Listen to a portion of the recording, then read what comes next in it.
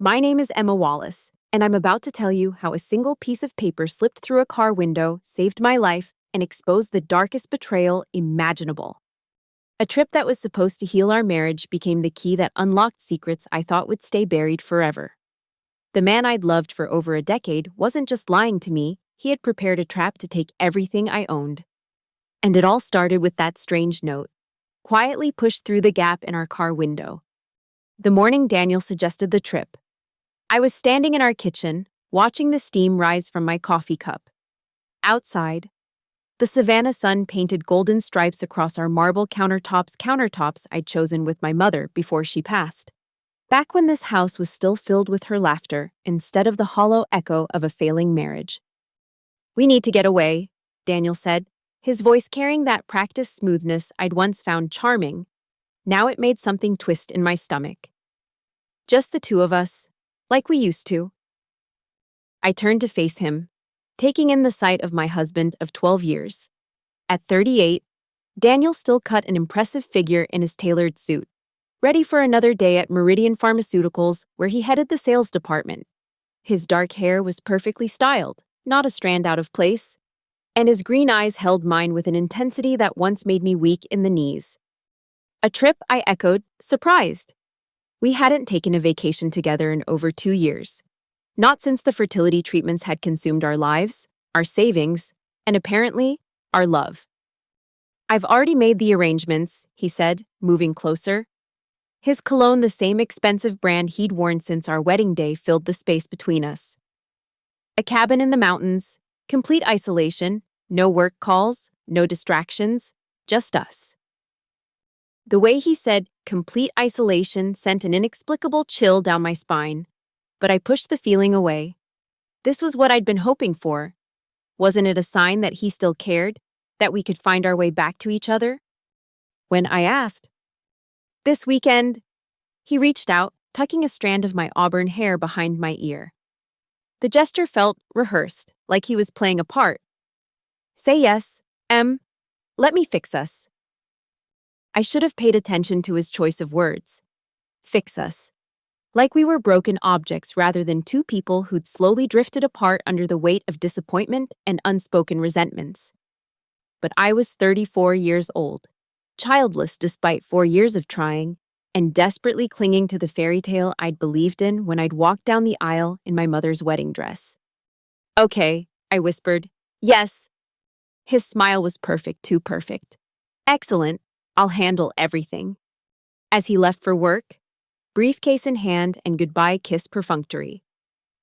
I stood alone in our beautiful, empty house, the house my parents had left me, along with their small real estate company and a substantial inheritance. The house where I'd imagined raising children, hosting holiday dinners, growing old with the man I loved. Instead, it had become a museum of what might have been. The spare bedrooms remained untouched, waiting for occupants who would never arrive. The garden my mother had lovingly tended was maintained by hired hands because I couldn't bear to touch it myself.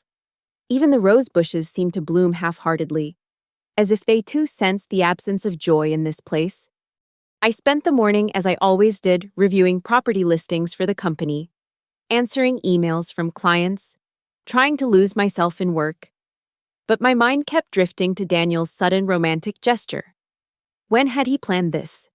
He'd been working late almost every night for the past 6 months, coming home after I'd already gone to bed, leaving before I woke. Weekends were consumed by golf games with clients or conferences in other cities. The first seeds of doubt had been planted months ago, during a conversation with my oldest friend, Megan. We'd met for lunch at our favorite cafe downtown, and she'd seemed unusually hesitant as she stirred her iced tea. "I need to tell you something," she'd said finally, her brown eyes filled with concern. "But I don't want to upset you." "What is it?" I'd asked, though part of me already knew. The way she was looking at me, it was the same expression I'd seen on my mother's face when she'd had to tell me our dog had died. "I saw Daniel last week in Atlanta." "He had a conference there," I said automatically. "Meridian Southeastern Division meeting." "Emma." Megan reached across the table, covering my hand with hers. "He was with someone, a woman, young, maybe mid-20s. They were at that little bistro on Peachtree Street, and they looked intimate. The word hung between us like a blade, intimate. You must be mistaken, I'd said, pulling my hand away. Daniel would never. They were holding hands. Megan interrupted gently. I'm so sorry, Em. I debated whether to tell you, but if it were me, I'd want to know. I'd left the lunch early, making excuses about a client meeting, but instead of going to the office, I'd driven aimlessly through Savannah's historic district, past the antebellum houses with their perfect facades hiding who knows what secrets within. That night, I'd studied Daniel carefully when he came home, looked for lipstick stains, sniffed for unfamiliar perfume, checked his collar for long blonde hairs, found nothing. When I casually asked about his Atlanta trip, he'd given me a detailed rundown of the conference, complete with complaints about the hotel's terrible coffee and his colleague Marcus's boring presentation on market analytics. He was either telling the truth or he was a very, very good liar. The days leading up to our trip passed in a blur of suspicious normalcy. Daniel came home earlier than usual, bringing flowers one evening, white roses, because he'd forgotten I preferred pink. He asked about my day, complimented the dinner I'd made, even suggested we watch a movie together. It felt like we were actors in a play, hitting our marks and reciting our lines while the real truth lurked somewhere in the wings, waiting for its cue to take center stage. I found myself doing things I'd never imagined. Checking his pockets while he showered, trying to glimpse his phone screen when messages came through, looking for receipts in his car. Each time I did it, I hated myself a little more. This wasn't who I was. This wasn't who we were supposed to be. But the most damning evidence came from the silences. The way he'd step out to take calls, claiming they were from work but speaking too softly for me to hear. The way his laptop was suddenly password protected when it had never been before. The way he'd tense up when I entered a room unexpectedly, quickly closing whatever he'd been looking at on his phone. 3 nights before our trip, I lay awake beside him, listening to his steady breathing. The moonlight through our bedroom window cast shadows across his face, and I studied him like a stranger. When had the laugh lines around his eyes become unfamiliar? When had the curve of his jaw stopped being something I wanted to trace with my fingers? His phone, charging on the nightstand, lit up with a message. The sound was off, but the screen's glow was unmistakable in the darkness. I held my breath, waiting to see if he'd wake up. He didn't. Every instinct screamed at me to look, to reach over and see who was texting my husband at 2 a.m, but I couldn't move. I lay there, frozen by indecision and fear, until the screen went dark again. In the morning, he was already in the shower when I woke. His phone was gone from the nightstand. When he emerged, wrapped in a towel and humming off-key, he seemed lighter somehow, happier. Morning, beautiful, he said, leaning down to kiss my forehead. Only 3 more days until our getaway. Can't wait, I managed, the lie tasting bitter on my tongue. The day before we left, I did something I'm not proud of. I hired a private investigator. His name was Tom Brennan, and his office was in a strip mall on the outskirts of town, sandwiched between a nail salon and a tax preparation service. He was nothing like the PIs in movies, no trench coat or fedora. Just a middle-aged man in khakis and a polo shirt who looked more like an insurance adjuster than someone who made a living exposing secrets. I need to know if my husband is having an affair, I'd said, the words feeling surreal as they left my mouth. Tom had nodded, unsurprised. I wondered how many women had sat in this same chair, saying these same words, wearing this same expression of mingled hope and dread. I'll need some basic information, he'd said, pulling out a form. His full name, workplace, usual schedule, photo if you have one. I'd provided everything, including a recent photo from his company's website, Daniel in his element, flashing that $1 million smile at the camera. Looking at it made my chest ache. How long will it take? I'd asked. Depends on what there is to find. Tom had replied. Sometimes a few days, sometimes a few weeks. I'll start right away and keep you updated. We're leaving for a trip tomorrow, I'd said, a long weekend in the mountains. Something had flickered across Tom's face, then concern. Maybe, or recognition of something I couldn't quite place. Be careful, he'd said simply, and keep your phone charged. Now, the morning of our departure. I stood in our bedroom, packing the last few items into my suitcase. Daniel was downstairs, loading his own bags into our BMW. Through the window, I watched him arrange and rearrange things in the trunk, particular about everything being in its proper place. He'd always been meticulous, but lately, it seemed more like obsession. My phone buzzed, a text from Megan. Thinking of you. Text me when you get there so I know you're safe. Safe. Such a strange word to use about a romantic getaway with my husband. But I typed back a promise to check in, then deleted the conversation. I'd been deleting a lot of conversations lately, as if erasing the evidence of my doubts could make them disappear too. Ready, Daniel called from downstairs. I took one last look around our bedroom at the wedding photo on the dresser, the scattered jewelry on my vanity, the novel I'd been trying to read for months but couldn't focus on. Everything exactly as it should be, and yet nothing felt right. Coming, I called back, grabbing my suitcase. The drive started pleasantly enough. Daniel had made a playlist of songs from when we were dating, all the ones we'd sung along to on our first road trip together. Windows down and futures bright. But now the familiar melodies felt like mockery, soundtracking a romance that might have been dead for longer than I'd realized. Remember this one? He asked as Wonderwall came on. You insisted on playing it at our wedding reception. You said it was too cliché, I reminded him. But you convinced me. He reached over, taking my hand. His palm was sweaty despite the air conditioning. You've always been good at that, getting your way. There was something in his tone I didn't like, an edge that hadn't been there before. I pulled my hand back, pretending I needed to adjust the air vent. We drove north, leaving the familiar flatlands of coastal Georgia for the beginnings of hill country. The scenery should have been calming dense forests, winding roads, the occasional glimpse of mountains in the distance. But with each mile that took us further from civilization, my anxiety grew. No signal out here, Daniel commented, glancing at his phone mounted on the dashboard. He sounded pleased about it. I checked my own phone, 1 bar, flickering to none. That's the point, isn't it?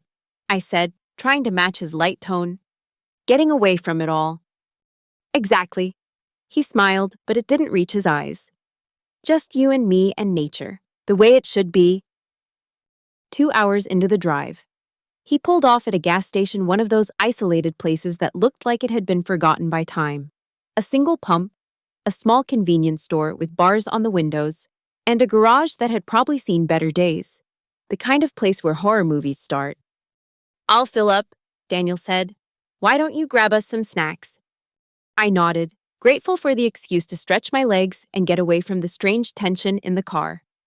The bell above the door chimed as I entered, and the teenage boy behind the counter barely looked up from his phone.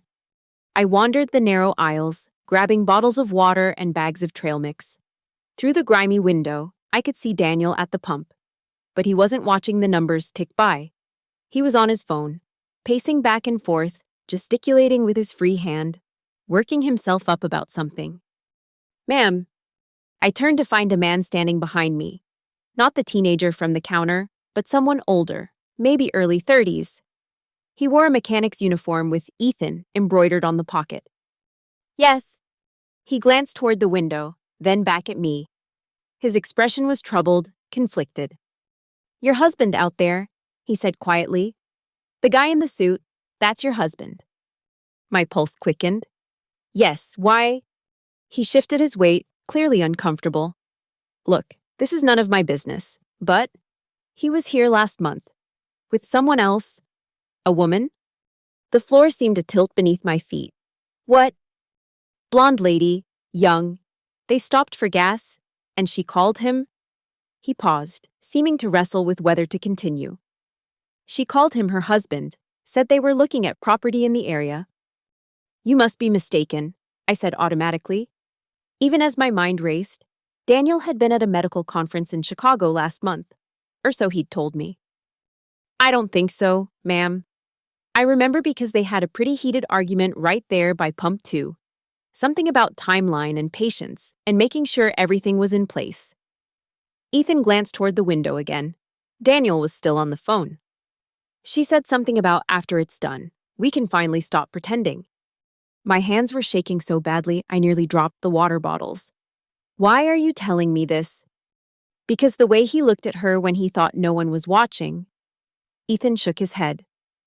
It reminded me of how my dad used to look at my stepmom, right before he left my mom with nothing but debt and a broken heart. I wanted to ask more, needed to ask more, but Daniel had finished his call and was heading toward the store. Ethan saw him too. Wait 5 minutes after you leave, he said quickly, pulling a receipt from his pocket and scribbling something on it. Then tell him you need to use the restroom. Come back in alone. He pressed the paper into my hand and walked away, disappearing through a door marked Employees Only, just as Daniel entered. Find everything, my husband asked, his mood seemingly improved from whatever his phone call had been about. Just paying, I managed, shoving the receipt deep into my pocket and approaching the counter with my items. The teenager rang up my purchase with the same bored expression. And then we were back in the car, pulling onto the empty road. My heart was pounding so hard I was sure Daniel must be able to hear it. Actually, I said after exactly 5 minutes had passed, I need to use the restroom. Can we go back? Daniel's hands tightened on the steering wheel. Can't you wait? We're only an hour from the cabin. Please, I pressed my hand to my stomach. I think that coffee from this morning isn't agreeing with me. He sighed heavily but turned the car around. Make it quick. When we pulled back into the station, I practically ran inside. The teenager looked up, surprised to see me again so soon. I headed straight for the back, pushing through the employee door where Ethan had disappeared. He was waiting in a small break room that smelled like motor oil and stale coffee. I don't have much time, I said breathlessly. Listen carefully, he said, speaking quickly. After they left last time, I found this in the parking lot. He handed me a folded paper. Must have fallen out when they were arguing. I unfolded it with trembling fingers. It was a printed email, partially torn. Confirm the psychiatric evaluation papers are ready. Once she's committed, power of attorney transfers automatically. The property transfers can begin immediately after. Make sure Dr. Morrison has everything prepared for Friday afternoon. The sedatives should keep her manageable until... The rest was torn away, but I'd seen enough. Friday afternoon. Today... Oh my God, I breathed. There's more, Ethan said urgently. The woman he was with, I've seen her before. She works at Meridian Pharmaceuticals too. Lisa something. Saw her at a company picnic my cousin dragged me to last year. Lisa. The name hit me like a physical blow. Daniel's new assistant, the one he'd hired 6 months ago, right around the time he'd started working late. You need to get out of here, Ethan said. Whatever he's planning, that cabin isn't where you want to be when it happens. I can't just he's right outside. He'll know something's wrong. Then play along until you can get somewhere safe. But whatever you do, don't let him take you to that cabin.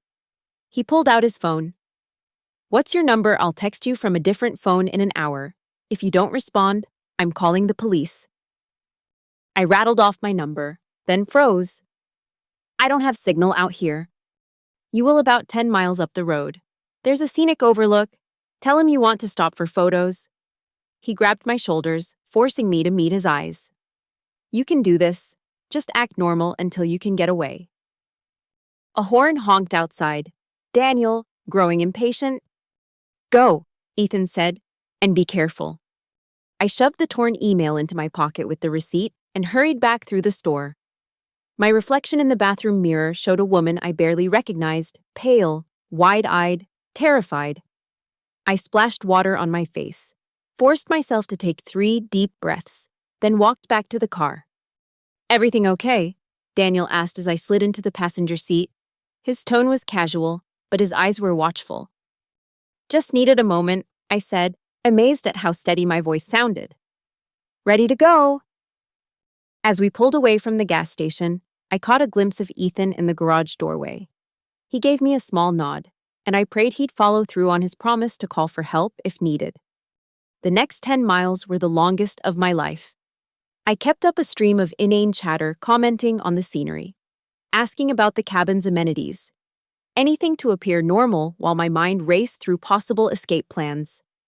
The torn email felt like it was burning a hole in my pocket. Psychiatric evaluation, sedatives, power of attorney. My husband, the man I'd promised to love, honor, and cherish, was planning to have me committed, to steal everything my parents had left me. And he was doing it with his assistant, the woman he'd apparently been building a life with while I'd been desperately trying to save our marriage. "There's a scenic overlook," I said as a sign came into view. "Can we stop? I'd love to get some photos." Daniel glanced at the clock on the dashboard. "We're making good time." "Sure, why not?" He pulled into the small parking area. There were 2 other cars there, a family with young children posing by the railing, an elderly couple eating sandwiches at a picnic table. Witnesses, safety. "I'll just be a minute," I said, grabbing my phone and purse. "I'll come with you," he offered, reaching for his door handle. "No need, I know you hate tourist stops." I forced a laugh. "I promise I won't take 100 selfies." He settled back into his seat. 5 minutes, Em. We need to get to the cabin before dark." I walked to the railing, pretending to admire the view while frantically checking my phone. 2 bars of signal. I quickly opened my messages. Tom Brennan had sent 3 texts. "Call me immediately. Your husband is not who you think he is. Do not go anywhere isolated with him." My hands shook as I typed a response. "At scenic overlook on Route 52. He's trying to take me to a cabin, planning to have me committed. Please help." The response was immediate. "Get away from him now. Police are already looking for him. He has another wife in South Carolina. Can you get to other people?" "Another wife." The words blurred as tears filled my eyes. I glanced back at the car. Daniel was watching me, drumming his fingers on the steering wheel. I forced myself to smile and wave, then took a few fake photos of the valley below. Another text from Tom. "His real name is Daniel Morrison. He's done this before. His first wife died under suspicious circumstances. Get away now." Morrison, like the Dr. Morrison mentioned in the email. My God, how deep did this go? I looked around desperately. The family was packing up to leave. The elderly couple was too far away. But there a park ranger truck was pulling into the lot. "One more photo." I called to Daniel, then walked quickly toward the ranger vehicle. The ranger, a woman in her 40s with kind eyes and graying hair, was just stepping out when I reached her. "Please help me," I whispered urgently. "My husband is trying to hurt me. I need to get away from him." Her expression immediately sharpened. "Are you in immediate danger?" "Yes, he's planning to." I broke off as Daniel's car door opened. "Please." "Get in my truck," she said calmly. "Passenger side. Lock the door." I practically dove into the vehicle, fumbling with the lock as Daniel approached. Through the window, I could see the ranger intercepting him, her hand resting casually but deliberately on her radio. "Can I help you, sir?" she asked. "That's my wife," Daniel said, his voice carrying that same smooth charm he'd used to convince me to come on this trip. "She's not feeling well. I need to get her to our cabin so she can rest." "She seems to be feeling well enough to ask for help." The ranger replied evenly. "Sir, I'm going to need you to step back to your vehicle." "This is ridiculous." The mask was slipping now, anger creeping into his voice. "Emma, get out here. We're leaving." I shook my head, unable to speak. The ranger shifted slightly, blocking his path to the truck. "Sir, I'm not going to ask again. Return to your vehicle." Daniel's face contorted with rage. For a moment, I thought he might actually try to force his way past her. Then, seemingly remembering the other people in the parking lot who were now watching with interest, he composed himself. "This isn't over," he said, looking directly at me through the window. The threat in his eyes was unmistakable. "You're making a mistake, Emma, a big one." He stalked back to our BMW, slammed the door, and peeled out of the parking lot with a screech of tires. The ranger waited until he was out of sight before returning to the truck. "Are you hurt?" she asked, climbing into the driver's seat. "No," I managed, though I was shaking uncontrollably. But he was going to. "Take your time," she said gently, starting the engine. "Let's get you somewhere safe first, then you can tell me everything." As we drove away from the overlook, I pulled out the torn email and showed it to her. Her expression darkened as she read it. "We need to get you to the police station," she said, reaching for her radio. "And I think they're going to be very interested in talking to your husband." The next few hours passed in a blur. The police station. Detective Martinez with her patient questions and careful note-taking. Tom Brennan arriving with a thick folder of evidence he'd uncovered in just one day of investigation. Phone calls to lawyers, to banks, to anyone who could help me understand how the person I'd shared a bed with for 12 years could be a complete stranger. The truth, when it all came out, was worse than I could have imagined. Daniel Morrison, his real name, had been married twice before. His first wife had died in what was ruled an accidental drowning, but was being reopened as a potential homicide. His second wife, Lisa Morrison, the woman Ethan had seen him with, was very much alive and living in Charleston. They'd never divorced. Together, they'd been running a sophisticated con for years. Daniel would marry wealthy women, gain their trust, then either arrange accidents or have them committed to psychiatric facilities using forged documents and paid-off doctors. The women's assets would be transferred to him through power of attorney, and then he and Lisa would move on to the next mark. I was supposed to be victim number 3. The psychiatric hold papers were already filed, Detective Martinez explained. Dr. Morrison, his cousin, by the way, had documents stating you'd been showing signs of severe paranoia and delusional behavior. The plan was to sedate you at the cabin, bring you to his private facility, and have you committed before you could protest. But I'm not. I couldn't even finish the sentence. Of course you're not. But by the time anyone figured that out, your assets would have been transferred, and Daniel and Lisa would have disappeared. She pulled out another document. We found plane tickets in his apartment. They were planning to leave for the Cayman Islands on Monday. His apartment, not our home, but his apartment.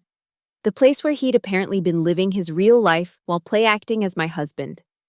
How long, I asked, though I wasn't sure I wanted to know. How long has he been planning this? Tom Brennan spoke up from where he'd been sitting quietly in the corner. Based on what we've found since before he married you, your parents' accident. No. The word came out as a whisper. That was 3 years ago. A drunk driver. They said. The drunk driver was never found, Tom said gently. And Daniel took out a large insurance policy on you just 2 months before their accident. He's been playing a long game, Mrs. Wallace. Mrs. Wallace. Was that even who I was anymore? The name felt like it belonged to someone else, someone naive and trusting who no longer existed. What happens now? I asked. Now we build a case, Detective Martinez said. With your testimony and the evidence we've collected, we should be able to put both of them away for a long time. But Emma, you might want to stay somewhere safe for a while. Daniel made bail an hour ago. The room spun. He's out. His lawyer argued he wasn't a flight risk. The judge agreed, despite our objections. She leaned forward. Do you have somewhere you can go? Someone you can stay with? I thought of my empty house, full of memories and lies, of the rose garden my mother would never tend again, of all the dreams that had died long before I'd realized they were already buried. Yes, I said finally. I can stay with my friend Megan. They drove me to Megan's house in an unmarked car, taking a circuitous route to make sure we weren't followed. She was waiting on the porch, having already heard the basics from my earlier phone call. The moment I saw her, the dam broke. I collapsed into her arms, sobbing for everything I'd lost and everything I'd nearly lost.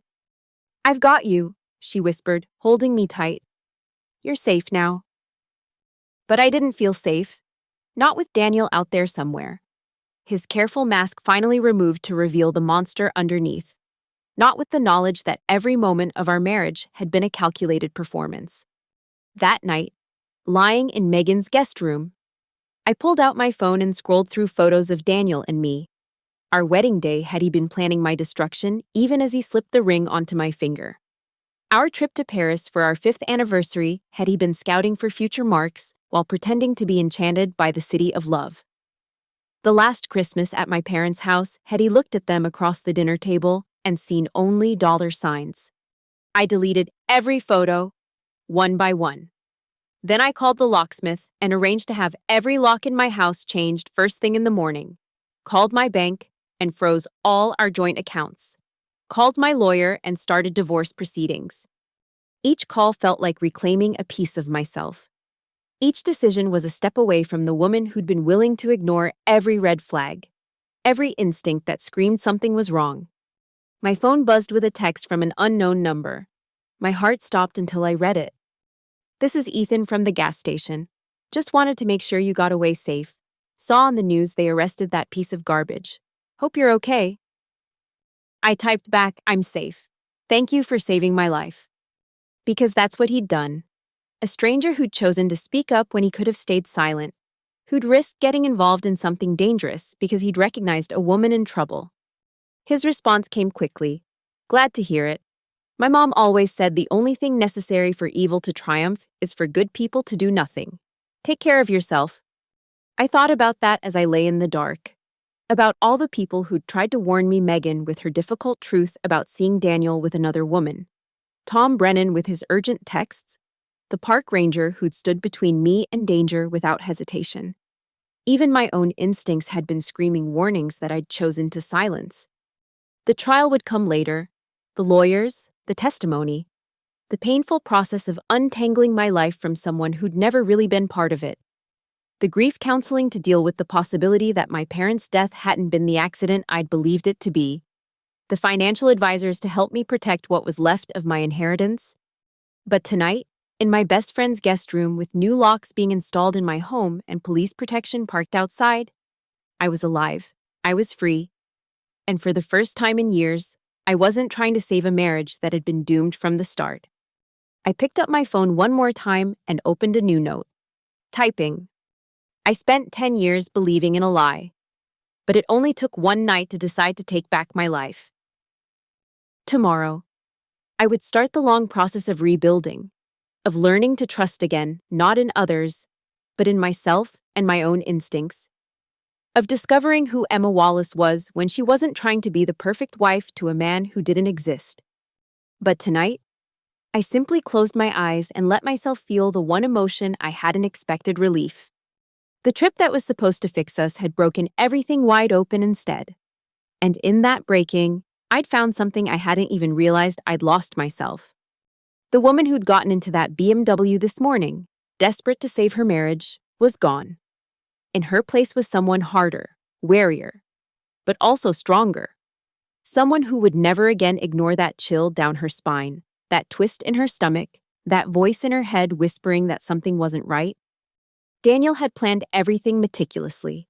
The cabin, the isolation, the psychiatric hold, the theft of everything my parents had worked their whole lives to build. He'd thought of every detail except one: he'd underestimated me. He'd counted on my desperation, my loneliness, my willingness to believe in our love despite all evidence to the contrary. He'd banked on me being the same trusting woman who'd walked down the aisle 12 years ago. But that woman had started dying the moment Megan told me about seeing him with another woman. She'd gasped her last breath when I hired Tom Brennan. And she'd been buried for good the moment Ethan handed me that torn email. In her place stood a survivor, someone who'd looked evil in the face, charming, handsome evil that wore designer suits and remembered anniversaries and refused to be its victim. As sleep finally began to claim me, one last thought drifted through my mind. Daniel had been right about one thing: the trip had fixed us, just not in the way he'd planned.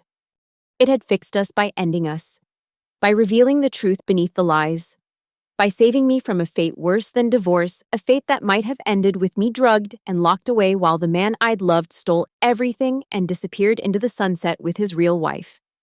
Instead, he was the one facing locked doors and stolen freedom. And I was here, alive and awake and ready to rebuild from the ashes of what I'd thought was my life. The road ahead would be long and difficult.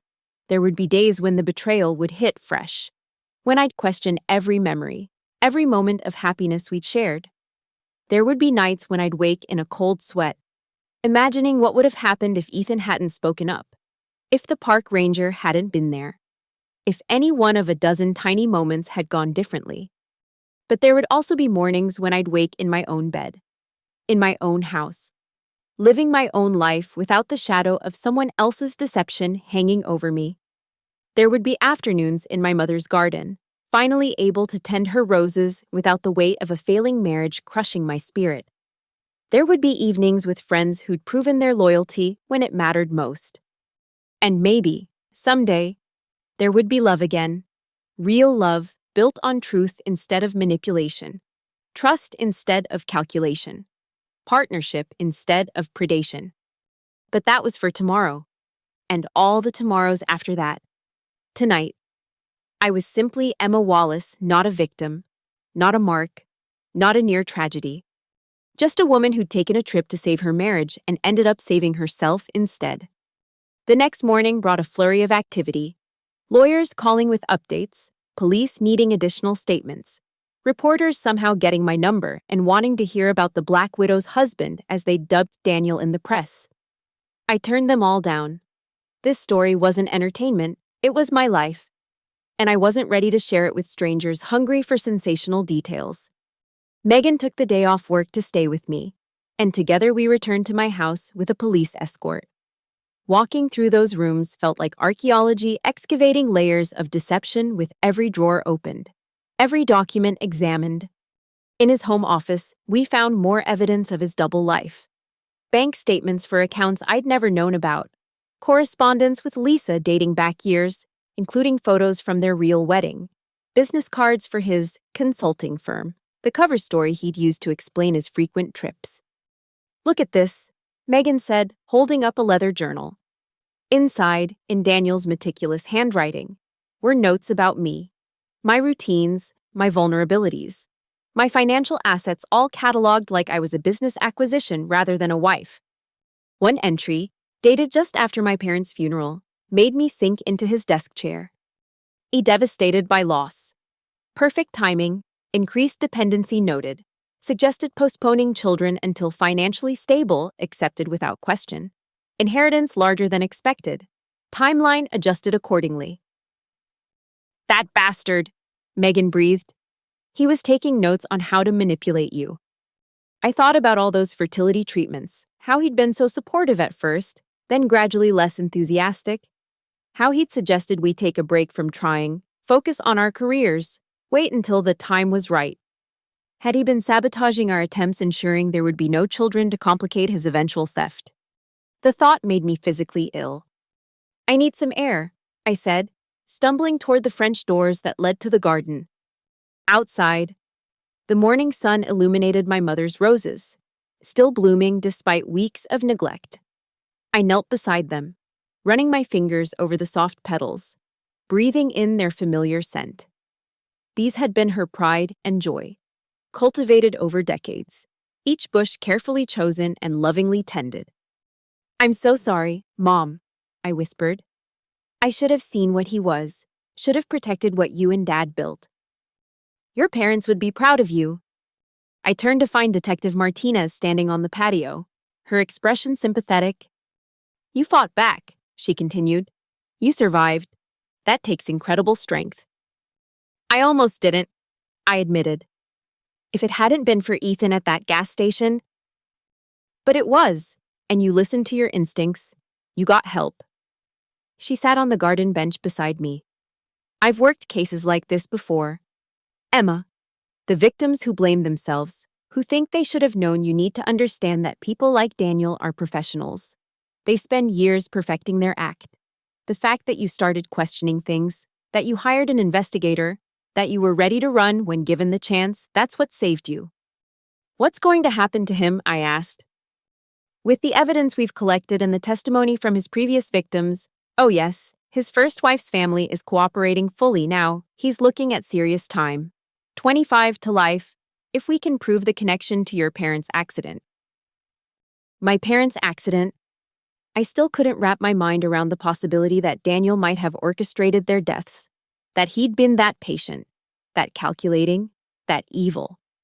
And Lisa, she's trying to cut a deal, claims she was under his control. But the evidence suggests she was an equal partner in all of this.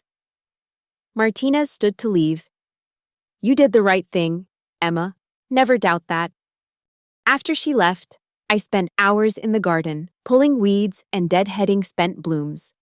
It was meditative, this simple act of caring for something real and honest.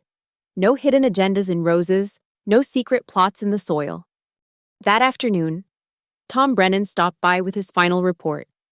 The picture it painted was even darker than I'd imagined. Daniel had profiles on 3 other women, all wealthy, all vulnerable in some way.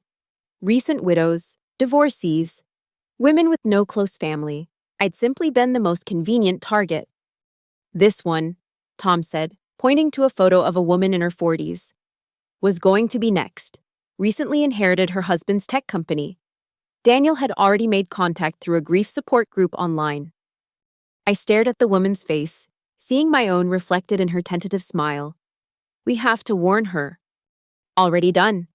She's aware of the situation now. He closed the folder. You saved more than just yourself, Emma. By escaping, by going to the police, you prevented who knows how many future victims. But I didn't feel like a hero. I felt like someone who'd been walking on a tightrope over an abyss and had only realized it when I was already halfway across. That evening, as Megan and I sat on my porch watching the sunset, my phone rang. Unknown number. I almost didn't answer, but something made me swipe to accept. Is this Emma Wallace? The voice was female, hesitant. Yes, who is this? My name is Caroline Morrison. I was Daniel's first wife. My sister was, Helen. She died 5 years ago. My breath caught. I'm so sorry. Don't be sorry. Be angry. Her voice strengthened. The police told me what he tried to do to you, what he's been doing all these years. I always knew Helen didn't drown accidentally. She was terrified of water, never would have gone swimming alone at night. But I couldn't prove anything, and Daniel was so convincing. I understand, I said softly. He's very good at being convincing. I wanted to call and tell you that we're reopening Helen's case. Because of you, because of your courage in getting away and going to the police, my sister might finally get justice. She paused. And I wanted to thank you for that. We talked for nearly an hour. Caroline told me about Helen, a kindergarten teacher who'd inherited money from their grandmother, who'd fallen for Daniel's charm just as I had, who'd started noticing discrepancies in their finances just before her death, who'd told Caroline she was thinking about hiring an investigator. He must have sensed she was getting suspicious. Caroline said, the trip to the lake house was his idea, a romantic getaway to reconnect. Sound familiar? Chillingly familiar, right down to the isolated location and the promise to fix things. After we hung up, I sat in the gathering darkness, processing everything. How many women had there been before Helen? How long had Daniel been perfecting his murderous craft? And how close had I come to being just another mysterious tragedy in his wake? You okay? Megan asked, bringing me a cup of tea. I will be, I said. And for the first time since this nightmare began, I actually believed it. The weeks that followed were a whirlwind of legal proceedings, financial untangling, and therapy sessions with a counselor who specialized in victims of intimate partner abuse. Because that's what it had been. Dr. Chen explained abuse. Just because Daniel had never raised a hand to me didn't mean he hadn't been systematically destroying me from the inside out. Psychological abuse can be more damaging than physical violence, she said during one session. It leaves no visible scars, makes you question your own reality. The fact that you were beginning to recognize something was wrong, that you took steps to investigate, shows remarkable resilience. Resilience. Such a small word for what felt like a complete reconstruction of self. I returned to work at the real estate company. throwing myself into the business my parents had built. It felt like honoring their memory in the most tangible way possible. Every successful sale, every satisfied client, was a small victory against the man who'd tried to steal it all. Daniel's trial began 3 months after that failed trip to the mountains. I testified for 2 days, detailing our life together. The signs I'd missed. The moment I'd realized the truth. Lisa had indeed cut a deal. Testifying against him in exchange for a reduced sentence. Watching her on the stand, I felt a strange mix of anger and pity. She'd been 22 when she met Daniel, a college student he'd groomed into becoming his accomplice. How different might her life have been if she'd never encountered him? The jury deliberated for less than 4 hours. Guilty on all counts: fraud, attempted kidnapping, conspiracy to commit murder. When they added the charge related to Helen Morrison's death, based on new evidence uncovered during the investigation, Daniel's fate was sealed. Life without the possibility of parole. I was in the courtroom when they read the verdict. Daniel, for once, lost his composure. The mask slipped completely as he realized he'd never manipulate another woman, never steal another life. He turned to look at me, and in his eyes, I saw the real him, not the charming pharmaceutical executive I'd married, but the predator he'd always been. I met his gaze steadily, no longer the woman who'd been willing to ignore every red flag for the sake of saving a doomed marriage. Then I stood and walked out of the courtroom, leaving him to face his future alone. On the steps of the courthouse, Caroline Morrison was waiting. "How do you feel?" she asked. I thought about it for a moment. "Free," I said finally. "I feel free." She smiled, the first genuine smile I'd seen from her. "Helen would have liked you. You're a fighter, just like she was trying to be." We hugged, two women bound by the same monster, both of us survivors in our own ways. That night, I returned to my empty house, though it no longer felt empty. It felt like mine again. I walked through each room, remembering not Daniel's presence, but my parents' love. The kitchen where my mother had taught me to cook. The living room where my father had walked me through my first real estate contract. The garden where we'd celebrated every milestone, every joy, every ordinary Tuesday that now seemed like a gift.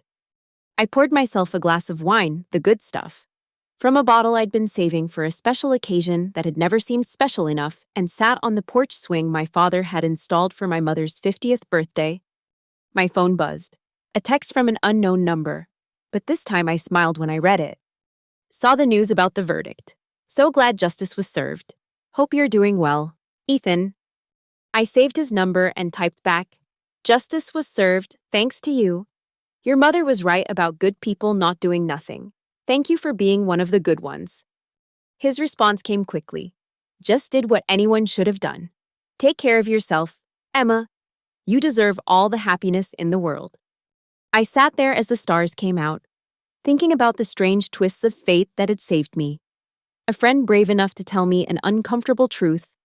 A private investigator who'd worked around the clock to uncover Daniel's secrets. A stranger at a gas station who'd chosen to speak up. A park ranger who'd stood between me and danger. A detective who'd believed me. A prosecutor who'd fought for justice. Any one of them could have chosen differently, could have minded their own business, avoided the complication, stayed silent, but they hadn't. And because of that, I was sitting on my own porch, in my own home, living my own life. My mother used to say that people came into your life for a reason, some to teach you, some to test you, some to save you. Daniel had certainly tested me, pushed me to the very edge of destruction.